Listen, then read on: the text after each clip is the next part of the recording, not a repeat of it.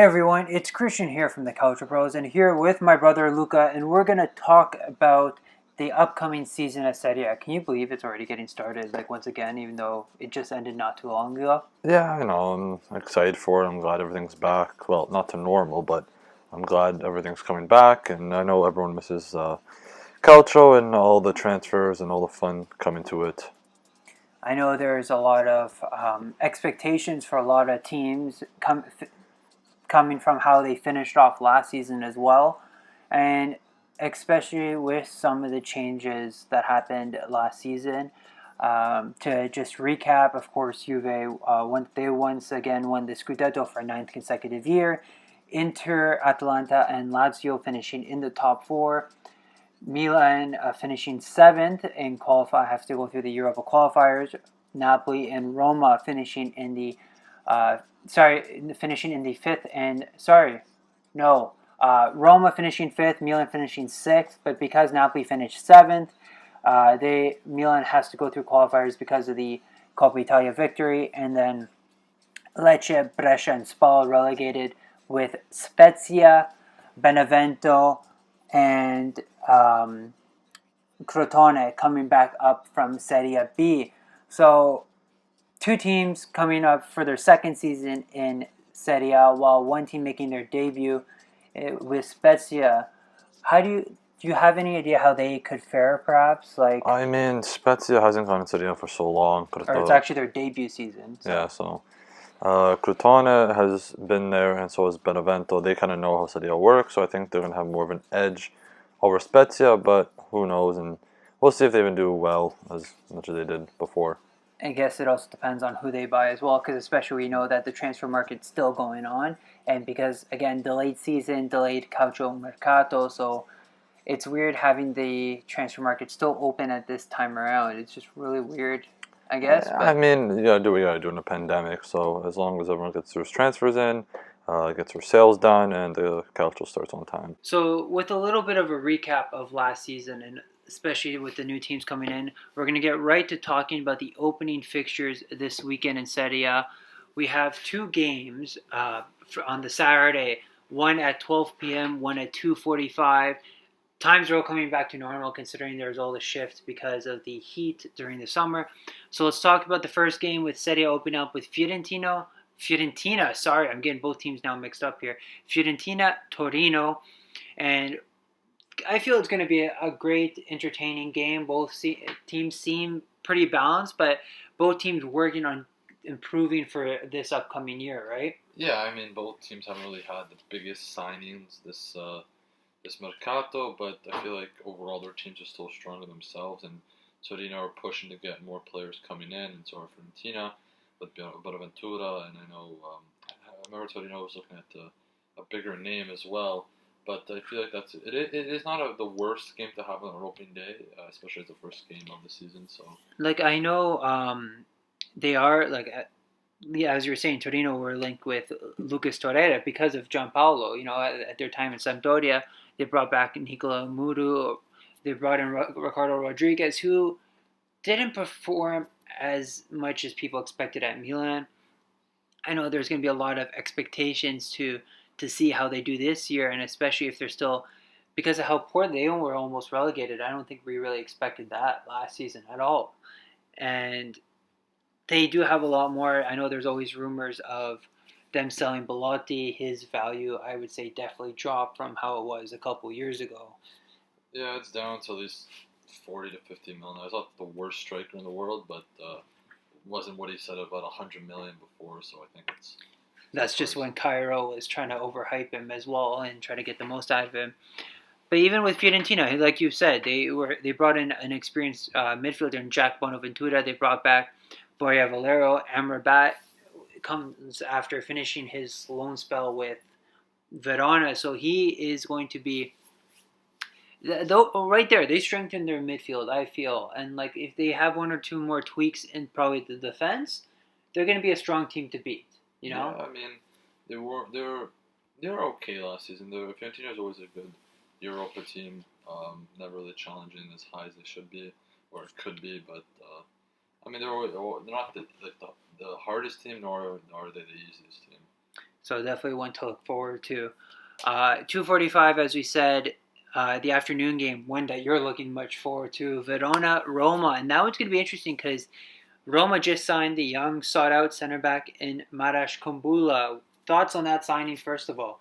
I mean, I didn't really watch that much of Verona. I know he's a massive prospect for 30 million plus a couple Primavera players and Chitin. With I think we have an obligation with him as well. So it's an exciting signing, and hopefully our Mercato stabilizes before then with Zeko kind of leaving, kind of not leaving, and Milik kind of coming, not coming in. So it's pretty interesting what we have going. Because I know Fonseca does say that Dzeko will play tomorrow against Verona, so I don't know, it's something we got to see for, right? And I know the thing with Roma is they are selling a lot of their players. They're selling a lot of their players, and they just sold. They're selling Under. They're most likely selling Perotti. Um, Pedro's still injured right now, who just coming on a free agent. So they are missing a lot of players there. So and look at even last year, Verona weren't like a pushover. They made teams work for it. They really challenged teams. So Roma will definitely have to be on their guard tomorrow if they do want to open up with another opening day victory, right? Yeah, I mean, it'll be a good game no matter what. I'm always excited to watch Roma play, especially in a new season now. New faces coming in, old faces leaving. So it's going to be a turn of events for us next coming, and this year, really. All right. So again, only 2 games on the Saturday. We'll move on to Sunday. 6:30 opens up with Parma, Napoli, and I feel it's going to be a good encounter here. Gattuso will definitely want to get more out of his team this year. He did come halfway through the season. He started to perform better, but still didn't meet expectations as everyone expected. Do you think Napoli could perform better this year? Also depending right now on their Mercato right now. I mean, Napoli haven't really signed anyone. They're just selling. Well, they did sign the striker in Ozyman. Yeah, I mean, Osimhen's a good striker, nice young striker, but always Serie A is not the easiest league to get, I guess. Accustomed to? Yeah, accustomed to. Petagna is a good signing. Well, he was always theirs on loan to Atalanta. It's hard because Napoli's always their own worst critic. They always hype themselves up, and they crash and burn at the end because they're not where they should want to be or should want like. They don't perform to their how they have their potential, and that's the thing. A lot of the times it lets them down. Do you feel it's also because of because I know a lot of teams have their starting 11, but with Napoli, even with Ancelotti, they would constantly rotate. I know it's good keeping players in shape, but do you think that hurt them constantly rotating your players almost every game? Or do you think you should have that 11 with maybe 1 or 2 minor tweaks in here and there? I mean, it's always good to see where your strengths and weaknesses are, where you need to adapt, where you need to grow. So having your best 11, knowing your number one team, yet always being able to rely on your bench and being strong, having your bench strong enough to come into any game and forcefully win it.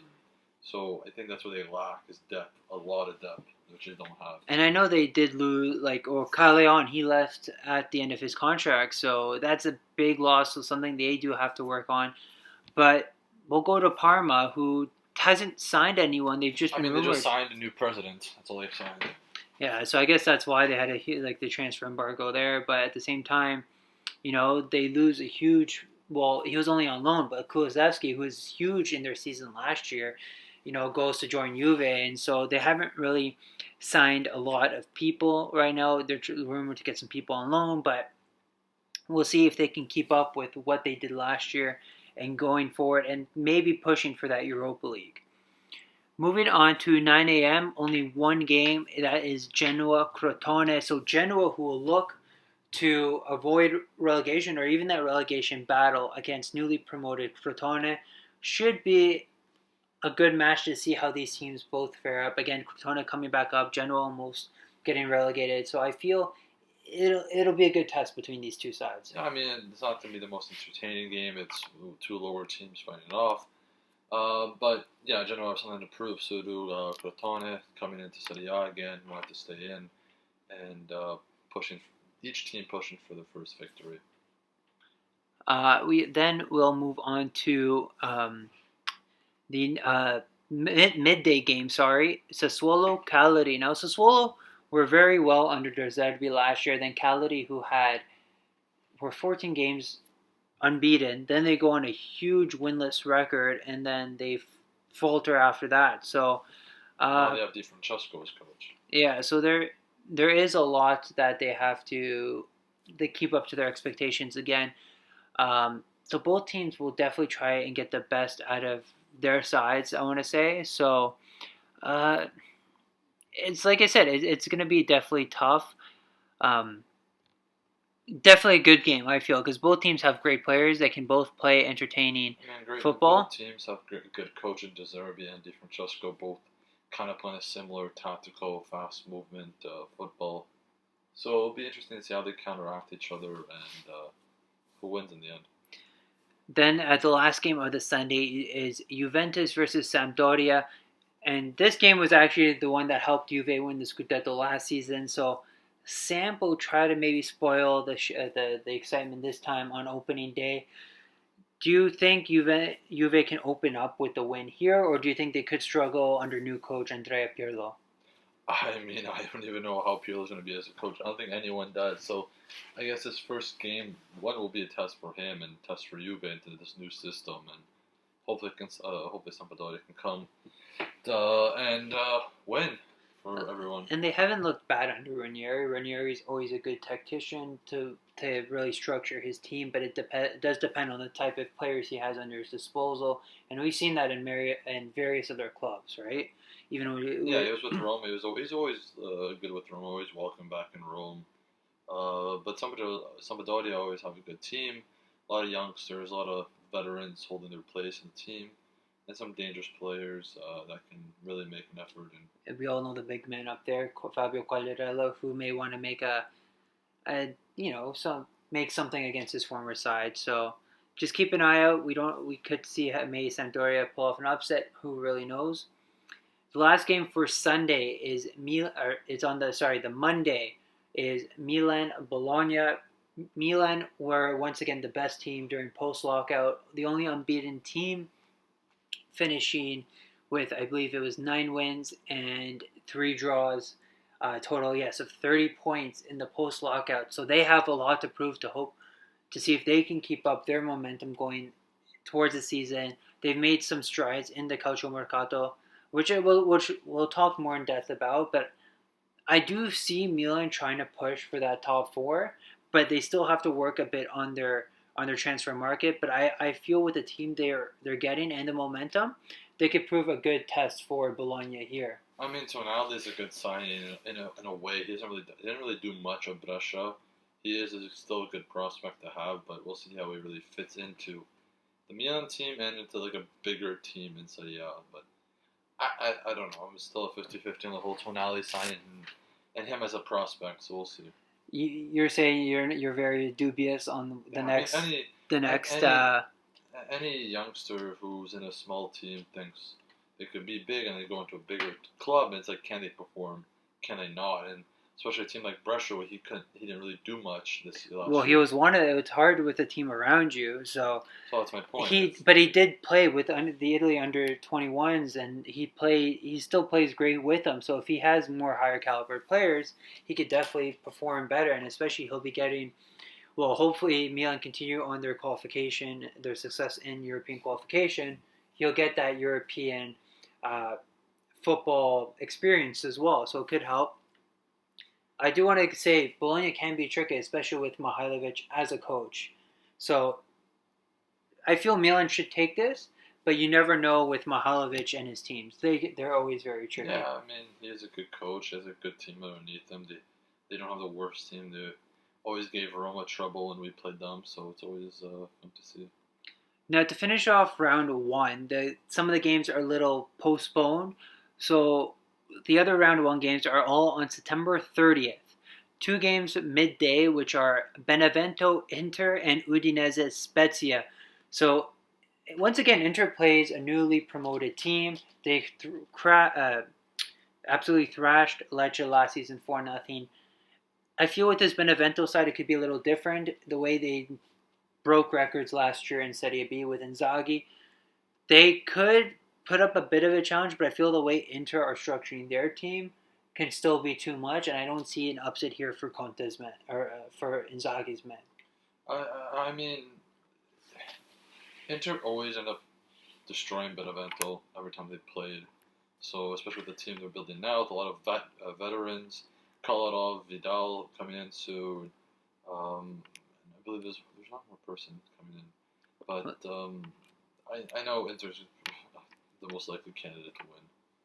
So, and then Udinese Spezia. Udinese had a decent season last year. Not as I mean, decent. I wouldn't be surprised if Spezia wins this one. Udinese is not as what they want to be anymore.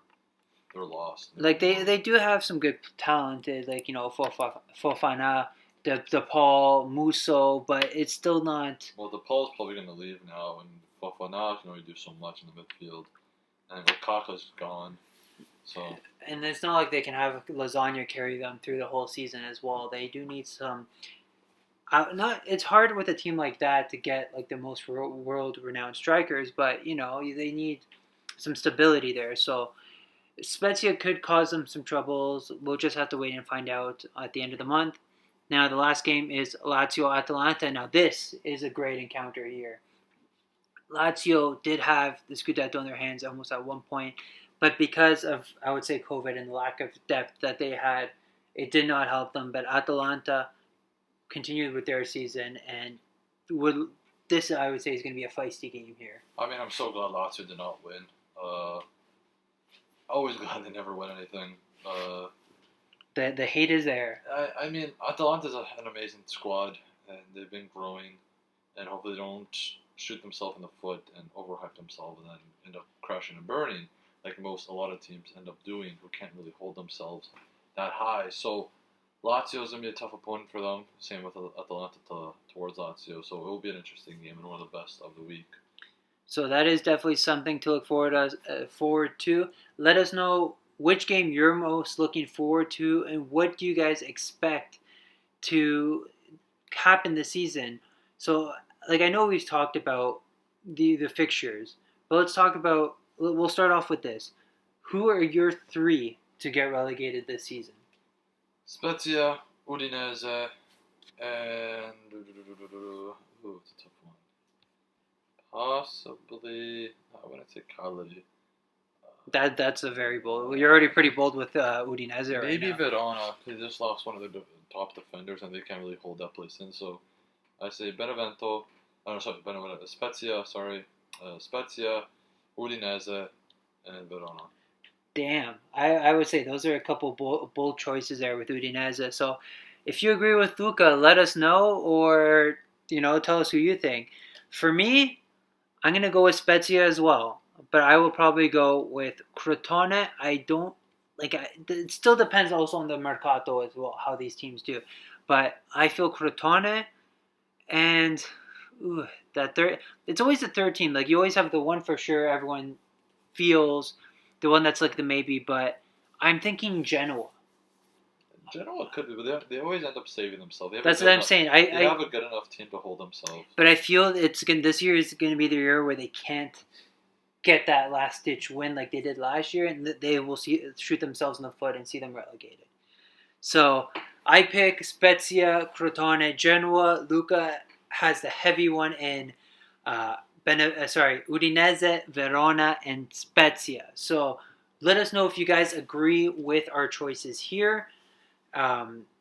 Be sure to let us know what you guys think.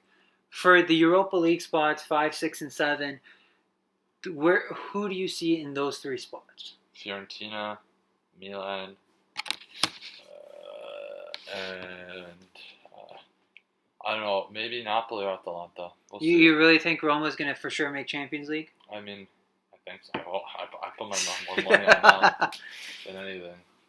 So, sorry, who was that? Milan, Fiorentina, and? Atalanta, or even Napoli. So Napoli, Milan, Fiorentina. So 4 teams who are going to gamble it through. All right, that's all right. For me, because I know that 5th and 4th spot are going to be very tight, but I know we're disagreeing on this for sure. But now I do want to say I feel Lazio because I don't feel like right as of how I see their team now and how I see they're doing in the Mercato, I can't see them continuing to fight for Champions League. I mean, I really hope they go down to Europa League. I don't think Lazio can hold themselves up in Champions League. Well, with the team they have or in general. Well, we'll see. Again, they have a striker in form Immobile. We'll see. But right now, I see Lazio. May I don't want to say it, but I do feel Atalanta just for that fifth or fourth, like just that top fourth spot there, fourth fifth spot, because I know it's gonna be tough for them because I don't know if they have that much depth with them, and then Roma. That for me is those are my Europa League teams, but again, it's just because I know it's going to be a tighter race as we've seen Serie A become way more competitive, and I feel it's going to be a lot tighter this year than it was last year for sure. So Luca says Atalanta, Milan, and Fiorentina. I say Atalanta, Roma, and Lazio. Now for the top four, it's pretty much a lot of these teams we haven't decided, but for me, I pick Milan finishing in the fourth spot. I think Napoli will finish in the top four as well. And then I don't think, especially with Pirlo in charge, and yes, they've increased their midfield with signings like Arthur, Kulusevski. I don't think they'll win the league just because they really need to tighten up their defense and the way they struggled last year. I feel Juve will finish second and Inter will go on to win the league. So I know it's a very tough thing to say, but I feel they will break Juventus's hold over the league. And I feel Milan, with the momentum they brought in last season, with the way they're working in the Mercato now, I feel they will finish in the top four, but I still feel it'll be a very tight race for that final fourth spot there. What are your thoughts on that one? I mean, I agree with the whole Juve thing, but the first spot, I leave that in the air. I take whatever team has the most in form. I don't, obviously.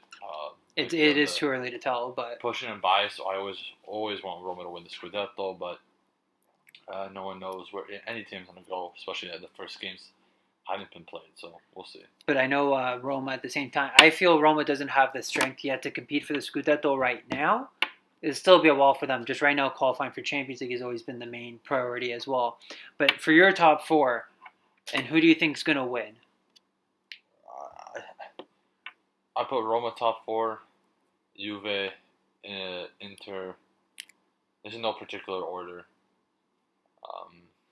Okay, I'll squeeze Napoli in there, put Lazio down in Europa League.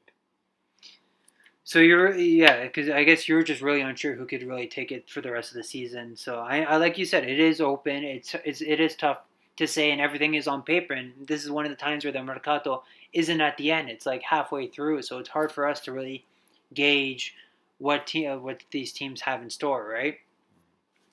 So let us know if you agree with our choices on the relegation teams, Europa League teams, and even the top four teams. And my guess on the winner here. Let us know if you agree. If you have any opinions of what we say, be sure to let us know. Comment below, tweet at us, whatever you want to say. We'll be sure to hear it and discuss it with you on what you think these teams will finish where.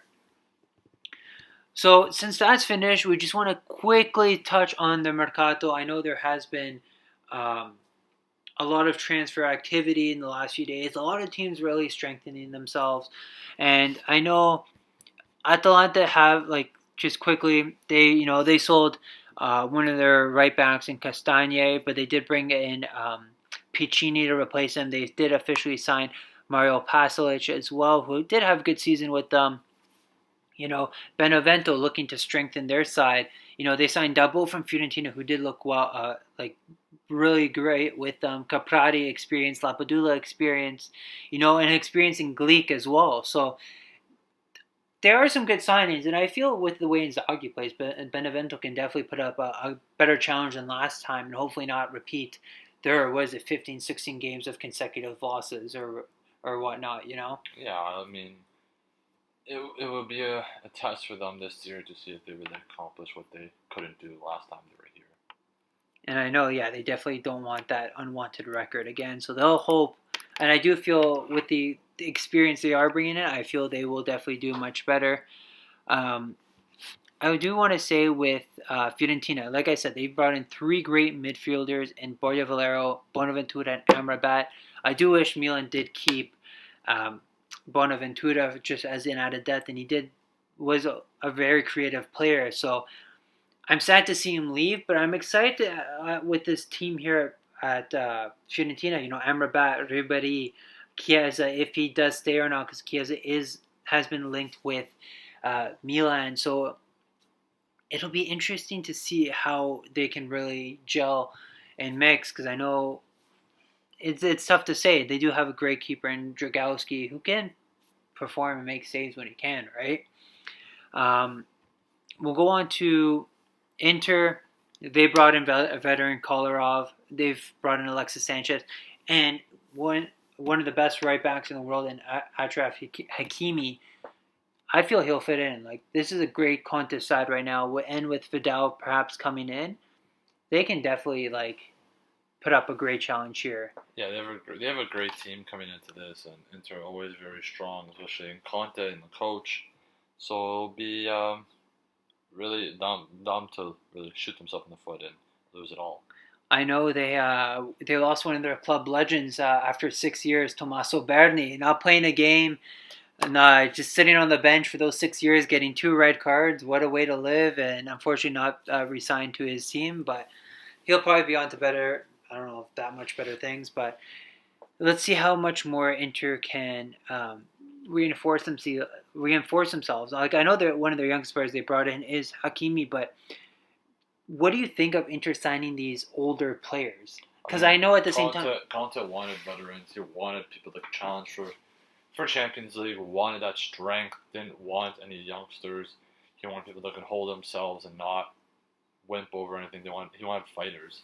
So I think he's got the right team. But do you think having too much experience is bad? Do you think he needs to add a little more youth in there as well? Because I know a lot of veterans aren't the same players they used to be in their prime or younger. So that's the thing to look at, right? Yeah, it's a 50-50. I mean, Inter still have a lot of youngsters, and Gallardini, Barella, Sensi. so many, and then adding a little bit of veterans, never going to hurt a team. Because even with Vidal, Vidal isn't the same player he was at Juve. I don't know. I can't say if it's. I don't know why it's the best move, but anyways, Juve, like we were saying, Andrea Pirlo, new head coach, who was only signed as a U23 coach, but then after Sarri was sacked, he was placed in charge of the team a mere 2 weeks later. So his first year, they've again brought in Arthur Kulusevski and Weston McKennie, who is probably the more surprise package of the transfer market.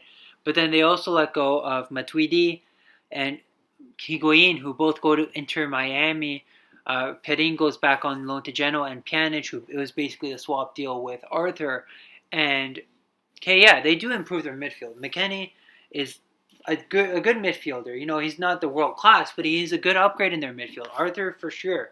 Kulusevski, great midfielder. So they definitely increased their mid. But a lot of the time now, it's they're rumored to get Dzeko. Dzeko, he's 34 years old. I mean, Ronaldo's 33, 35. 35. They have some old. They let go of Higuain, but they don't really have a youngster to really hold him into that. And I know Dzeko will still be a powerhouse at 34 to bag in the goals and do all that, but he's gonna have Dybala and Ronaldo around him. But do you think he could still be the same at Juve than he was? He's a big body guy who can definitely score great goals. But do you think he would be the same? Who knows? I mean, he still is Roma's star, and he really achieved so much in Roma's history with us. I am going to miss him if he does end up leaving, so it's going to be a sad day. Lazio still haven't done much. They only signed Mariki from Fenerbahce, Pepe Reina as a backup as he wanted to play in Champions League, but then they let go of Berisha. Bedelli leaves as well, so they have to do more. If they want to play in the Champions League or even compete for the Scudetto, they have to do a lot more on their end to compete for the depth. I know they're also linked with Lucas Torreira as well, but they still have to do a lot more if they want to compete. And I mean, they haven't really signed any big name signings. They never really do, besides Immobile. Um, I don't know. It also depends if they can hold on to like Milinkovic-Savic as well, who was a big key in their midfield. And again, it's for them. It was just the depth that lacked. They only have a starting 11, maybe one or two subs. They don't have a good 3, 4, or 5 players they can take off the bench and change the game, right? So that's the one thing they got to look for. Milan, again, I feel they've kept Rebic as well. They signed Simon Kier, Alexis Salamakers, who still probably has some work to do for himself there. But they get a backup and experience of Serie A experience, Tato Rosano. Bringing him on loan, Brahim Diaz, which I feel is a low-key risk there. It's a dry loan, and then they have the option to buy him. Well, it's just a particular option there if they want to, because it depends on how he does, right? Tonali as well, who, it was one of the most sought-after things. He did have the agreement with Inter, who would have been well with Inter. He could have done well, but Chileno didn't want to wait. Tonali is a huge diehard Milan fan, and that did help the move to Milan as well. Right? I mean, the only big signing is Tonali. Tato Rosano was a surprise. Even I think a lot of people. Diaz, we'll see how he does. He was not that good at Madrid. Didn't really play that many games. Couldn't really fit in. So it'll be interesting to kind of come into now Serie A, a much more tactical league, and see where he stands. And especially it's a dry loan. That's exactly. It's just a low key signing. So just add that depth. They lost Bonaventura. They did sell Andre Silva for the exchange with Ante Rebic as well. So they do keep one of their most informed players from last year.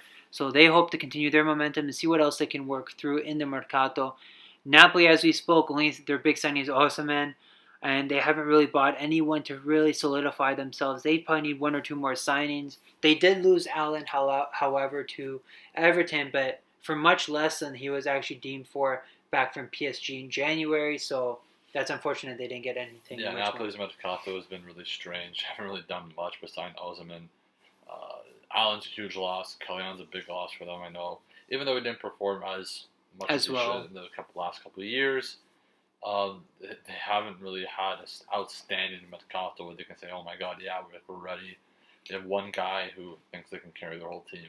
I do feel maybe if they just add one good player in the midfield and maybe a left back, I feel they can maintain. I mean, that's why they're pushing for Vera too from us, but I don't know. Roma, as we spoke, they brought in Pedro on a free. Mkhitaryan rescinded his contract with Arsenal, signed with Roma on a free, who was a great signing for you guys as well last season. And then, as we spoke, Marash Kumbula, who I feel there could be a lot of expectations, but maybe not too many as well. I mean, now our midfield's full of young stars. Mancini, Ibanez, and Kumbula. And if Smalling comes in, now that we have that leader, we have that strength. And I think we're pretty set as long as we get a couple more wingers, because now we're saying Perotti, Under, Cliver hasn't really stood out, so it'll be interesting to see what we have. So yeah, and especially if Pedro's injured, you guys are running low on the wingers there, so you guys definitely have to get someone to aid you there. So Spezia trying to reinforce their team as well with a couple of signings here and there. Some Serie A experience, Mattiello Dell'Orco. Zoet, who had some experience in, of course, the Dutch league, who has some European experience as well. So they're going to see what they can do.